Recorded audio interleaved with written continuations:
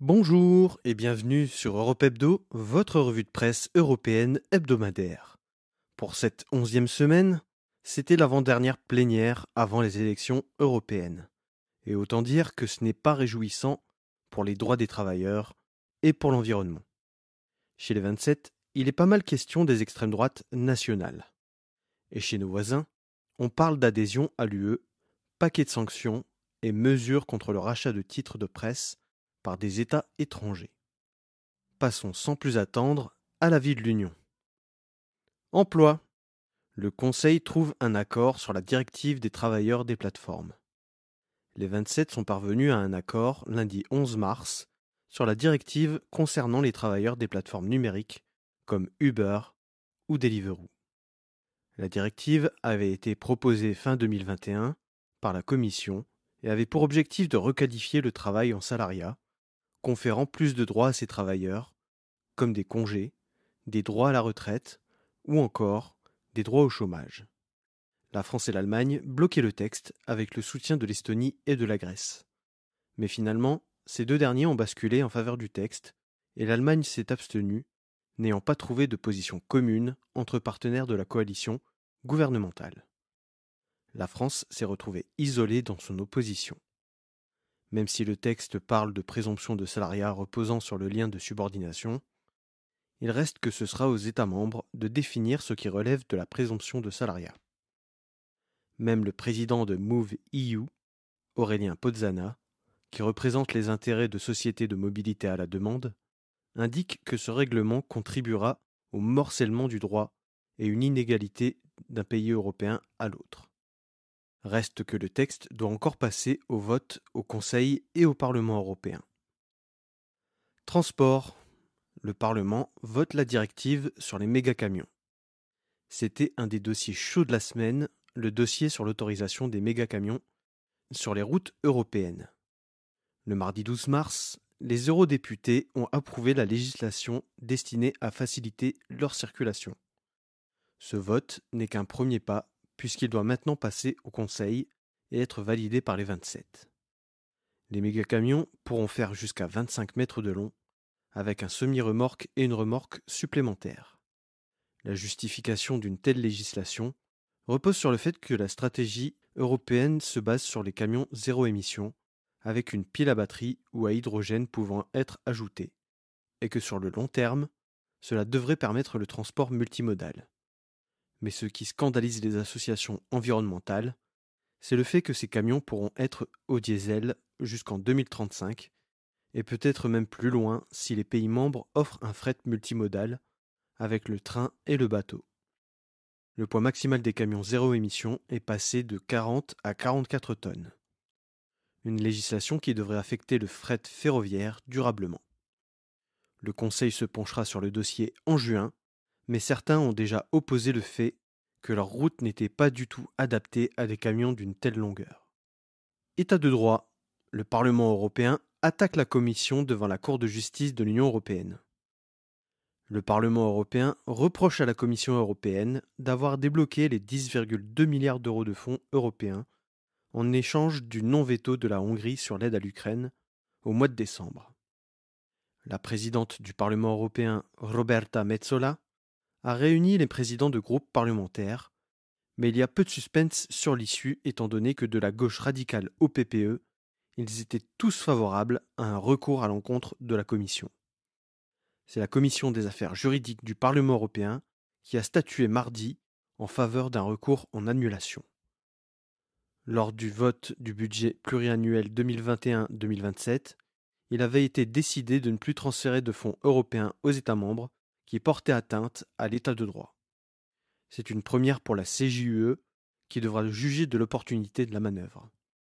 Même si la Commission retient toujours 20 milliards d'euros, qui devraient revenir à la Hongrie, le Parlement tient à ne pas affaiblir la règle. C'est donc le jeudi 14 mars que Roberta Metsola a chargé les équipes juridiques du Parlement de déposer le recours à la CJUE. Elle devra donc juger du respect de la conditionnalité du transfert des fonds pour la première fois. État de droit encore, le Parlement européen approuve le règlement sur la liberté des médias. Mercredi 13 mars, le Parlement européen avait à statuer sur le règlement sur la liberté des médias. Le texte a pour but de réduire l'influence politique dans la ligne éditoriale des chaînes de service public, de protéger les journalistes et d'augmenter la transparence sur la propriété des médias. Cette transparence se traduira par des procédures de nomination et d'éviction prévisibles et impartiales des conseils d'administration, la publicité de l'allocation des fonds aux services publics et des dépenses publicitaires. Le projet a été présenté en septembre 2022 par la Commission européenne pour assurer le pluralisme et l'indépendance des médias en réponse à ce qui a pu se passer en Hongrie et en Pologne, où la télévision publique s'est transformée en organe de propagande, ou encore la Pologne et la Grèce qui ont eu recours à des logiciels espions à l'encontre des journalistes. Le texte a été conçu pour protéger les sources et protéger les journalistes de l'utilisation de logiciels espions. Seule exception, les logiciels espions seront autorisés à l'encontre des journalistes si l'appareil judiciaire ou une autorité décisionnelle indépendante et impartiale constate de nombreuses infractions graves et autorise l'utilisation de logiciels espions. La France a tenté de faire entrer l'autorisation en cas de menace pour la sécurité nationale, mais n'est pas parvenue à convaincre les autres États membres. L'innovation la plus importante est la création d'un comité européen indépendant pour les services des médias, composé des représentants des autorités nationales de régulation des 27. Cet organisme devra veiller à empêcher une trop grande concentration dans le secteur audiovisuel. Reporters sans frontières se félicite de ces avancées, mais le règlement n'a pas effacé toutes les inquiétudes. La formulation sur l'autorisation exceptionnelle des logiciels espions pourra être justifiée par une autorité judiciaire loyale au gouvernement, comme en Hongrie ou en Pologne, sous la majorité PiS. Des députés de gauche vont même plus loin en disant que ça sous-entend le peu de protection des citoyens face aux logiciels espions. Technologie. Le Parlement européen vote un texte historique sur l'intelligence artificielle. Les eurodéputés ont adopté le mercredi 13 mars un texte pour encadrer l'intelligence artificielle. Présenté en 2021 par la Commission, ce règlement est le premier texte au monde à encadrer l'IA. Il doit encore être validé par le Conseil. Le règlement prévoit de mettre en place un bureau de l'IA qui guidera la mise en application de la législation.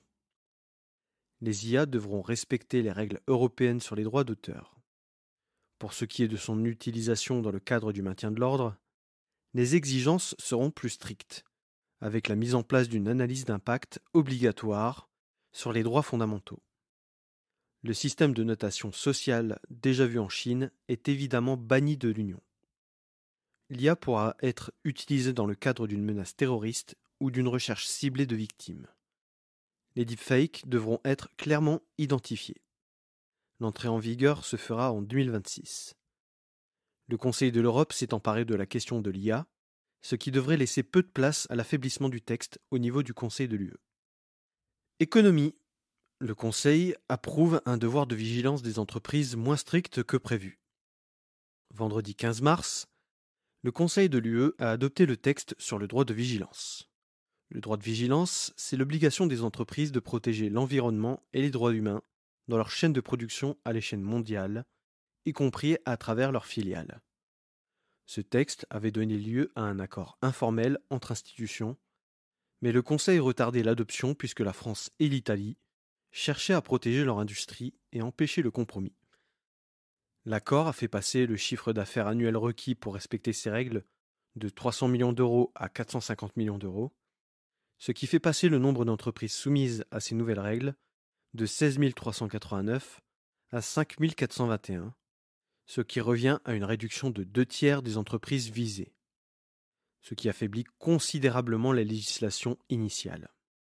À cette condition du chiffre d'affaires s'ajoute la condition du nombre de salariés qui doit être de plus de 1000 salariés.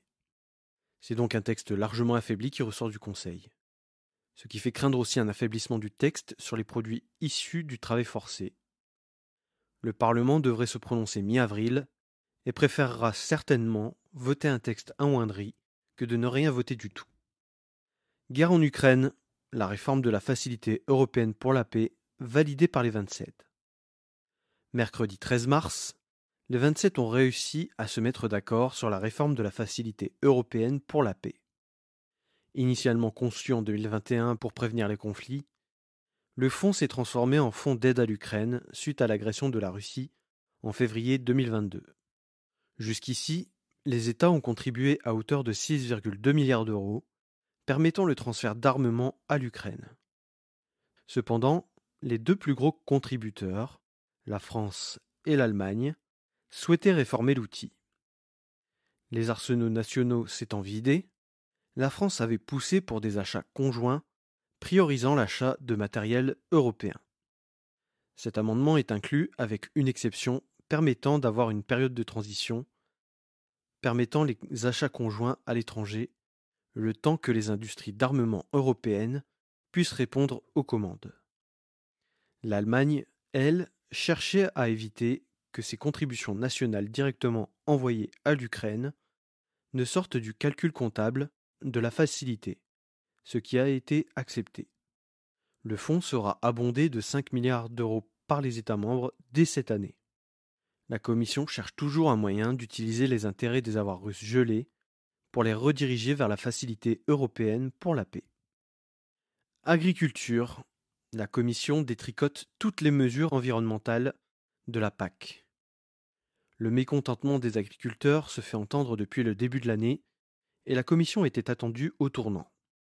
Vendredi 15 mars, la Commission a présenté les changements adoptés, sans étude d'impact, en consultant simplement les organisations syndicales agricoles et les États membres.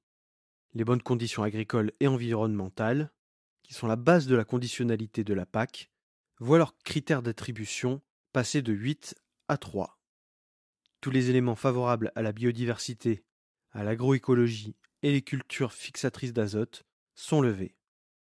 La diversification des cultures prend le pas sur la rotation, et globalement, la Commission donne plus de pouvoir aux États membres, ce qui va considérablement fragmenter la gestion de la PAC d'un pays à l'autre. La Commission propose de réduire les contrôles pour les exploitations de moins de 10 hectares, ce qui représente 65% des fermes européennes. Les critères environnementaux feront l'objet de simples incitations et sur base du volontariat. Le pacte vert est complètement détricoté dans le monde de l'agriculture. Passons désormais au club des 27. Portugal, le centre droit gagne les législatives, mais fait face à un dilemme politique. Dimanche 10 mars avaient lieu les élections législatives anticipées au Portugal. La raison de ces élections anticipées ? La démission du Premier ministre socialiste António Costa, dont l'entourage est visé par des enquêtes de corruption. L'Alliance démocratique, coalition de centre-droit, arrive en tête des suffrages avec 29,49% des voix. Mais le grand gagnant de ces élections, c'est le parti d'extrême droite Chega, qui veut dire « ça suffit », qui obtient 18% des suffrages. Le tout avec un taux de participation jamais vu en 20 ans de 66%. L'Alliance démocratique, emmenée par le Parti social-démocrate de Luis Montenegro, ne peut gouverner seul. Mais son leader a indiqué qu'il ne gouvernerait pas avec l'extrême droite et se refuse à faire une grande coalition avec les socialistes dont les affaires judiciaires pourraient empoisonner le travail du gouvernement. Le parti Chega a surfé sur la vague du « tous pourris » avec un discours anti-corruption auquel il y a associé un discours anti-immigration et contre les minorités, avec des promesses de baisse d'impôts et de hausse des retraites. Luis Montenegro pourrait faire le choix de compter sur un gouvernement minoritaire, lui permettant d'aller chercher le soutien des partis d'opposition texte par texte. Mais ce qui est aussi risqué et pourrait vite mener à une impasse, et donc à de nouvelles élections. République tchèque, le gouvernement assure que les premières livraisons d'obus en Ukraine débuteront en juin. C'est Tomáš Pojar, conseiller à la sécurité nationale, qui l'a annoncé. Comme indiqué ces dernières semaines, la République tchèque est à l'initiative du rachat de munitions partout dans le monde, soutenu par une quinzaine d'États membres de l'OTAN. Le Premier ministre Petr Fiala a indiqué que l'achat de 300 000 obus avait été sécurisé et que 200 000 autres étaient en cours de contractualisation. Les financements des partenaires de l'initiative mettent un peu de temps à se concrétiser, mais ils devraient arriver dans des délais raisonnables. La République tchèque se chargera seule de l'acheminement des munitions à l'Ukraine et s'attend à ce que la Russie perturbe la logistique. Pays-Bas. Geert Wilders ne sera pas Premier ministre. Un peu plus de 4 mois après les législatives, le leader du Parti pour la Liberté, le PVV, était dans l'impasse. Il proposait une alliance qui allait du centre droit à l'extrême droite.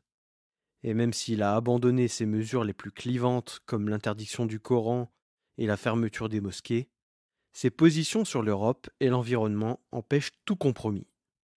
Le travailliste Kim Putters devient le nouveau formateur du gouvernement et doit ramener les partis du nouveau contrat social de Peter Omtzigt, le Parti populaire libéral-démocrate, le VVD, le Parti des agriculteurs, le BBB, et le PVV autour de la table.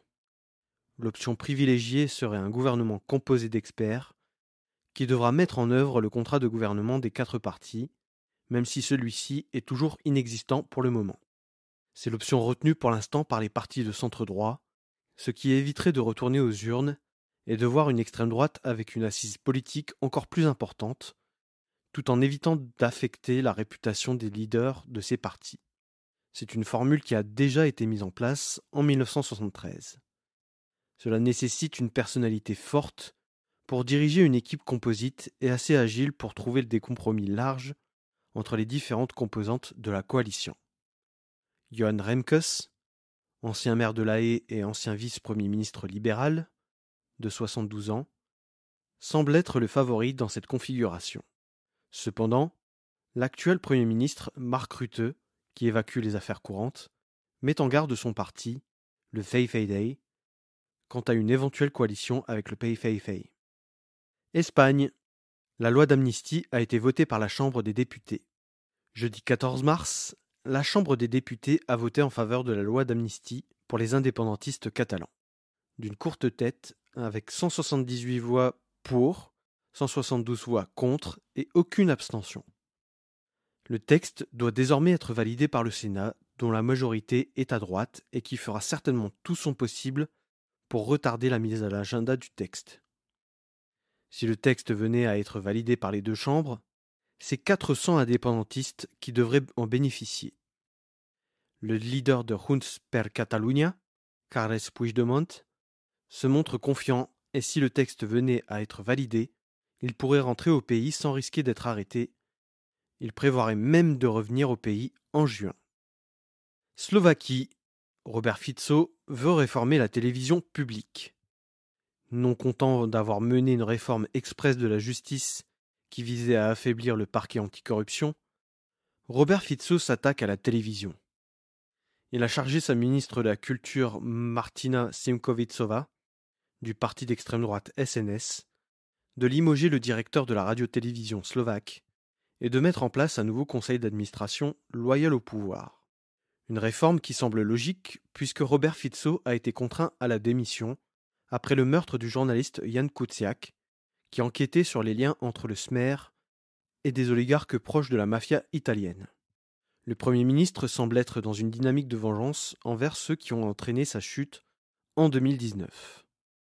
Il semble se dépêcher aussi parce que le règlement européen sur la liberté des médias n'entrera en vigueur qu'en juin et il veut absolument faire adopter la loi au plus vite.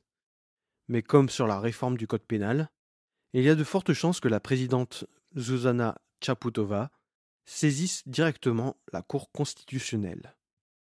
Une manœuvre qui a ramené les Slovaques dans la rue. L'Union européenne tente de réagir, mais il faut attendre que la Cour constitutionnelle slovaque se prononce sur les différentes réformes. Le commissaire à la justice Didier Reynders a déjà prévenu la Slovaquie des possibles sanctions. Seulement, les procédures de l'Union promeuvent un échange cordial qui laisse du temps aux gouvernements nationaux de mettre en place des réformes qui iraient à l'encontre des principes de l'Union. Robert Fico semble aussi profiter d'une certaine mansuétude, puisqu'il ne s'est pas opposé à l'aide à l'Ukraine contrairement à son voisin Viktor Orban. Passons enfin à la rubrique « Nos chers voisins ». Bosnie-Herzégovine, la Commission favorable à l'ouverture des négociations d'adhésion. Mardi 12 mars, Ursula von der Leyen a annoncé devant le Parlement européen que la Commission préconiserait l'ouverture des négociations d'accession avec la Bosnie-Herzégovine, considérant que le pays a fait des progrès. Le pays est officiellement candidat depuis décembre 2022. Elle passe donc la balle aux 27 qui devront statuer les 21 et 22 mars sur la suite à donner à ces préconisations. Le chef de la Republika Srpska, Milorad Dodik, s'est fait beaucoup plus discret ces dernières semaines, ce qui semble encourager l'avancée des procédures UE-Bosnie. La Commission semble vouloir aussi récompenser la coopération de la Bosnie dans le domaine migratoire. Russie. Le 14e paquet de sanctions devrait viser l'Iran, la Corée du Nord et le Bélarus.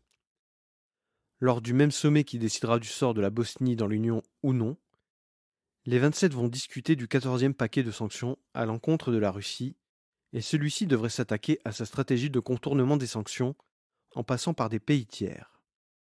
Le 13e paquet de sanctions touchait déjà la Chine, des entreprises turques et indiennes. Le Service européen d'action extérieure, le SEAE, a préconisé de sanctionner l'Iran, la Corée du Nord et le Bélarus, qui fournissent du matériel stratégique, profitant du fait qu'ils ne soient pas sur la liste des sanctions. Aussi, les 27 vont discuter du devenir des intérêts générés par les actifs russes, et notamment d'une taxe qui devrait permettre à l'Union européenne d'en récupérer les fruits et de les abonder à l'aide à l'Ukraine. Royaume-Uni. Le gouvernement veut interdire le rachat des médias par des États étrangers. Alors que le Daily Telegraph était en pourparlers avec le cheikh Mansour Ben Zayed d'Abu Dhabi, par ailleurs propriétaire du club champion d'Angleterre et champion d'Europe de football, Manchester City, le gouvernement britannique a décidé de réagir. La vente du Daily Telegraph a été contrainte par la faillite de la famille Barclay, qui est propriétaire du titre depuis 2004. Le cheikh Mansour, vice-président des Émirats arabes unis, est en lien direct avec l'exécutif, ce qui fait craindre que l'État émirati soit grandement impliqué dans le rachat. Ce rachat a été entamé via un fonds privé, conjointement avec Redbird, un fonds d'investissement américain dirigé par l'ancien patron de CNN, Jeff Zucker. C'est le cheikh Mansour qui est à la tête de ce fonds privé. Le Daily Telegraph, journal conservateur, fait un peu partie du patrimoine des Tories, et ce n'est pas pour rien que les députés conservateurs ont demandé au Premier ministre Rishi Sunak d'intervenir. Ce dernier a d'abord saisi l'autorité de régulation des médias et l'autorité de la concurrence pour bloquer l'acquisition. Mais les députés trouvaient que ce procédé n'était pas une garantie d'éviter ce rachat. Le Premier ministre a donc déposé un amendement au droit britannique pour bloquer tout rachat de médias britanniques par un État. L'hebdomadaire conservateur The Spectator faisait aussi partie du rachat. Le magnat de la presse australien Rupert Murdoch s'apprête à faire une offre pour racheter les deux journaux avec le patron du Daily Mail, classé plutôt dans les tabloïds. Paul Marshall, fondateur de GB News, sorte de Fox News à la sauce britannique, est lui aussi en lice pour racheter les deux titres.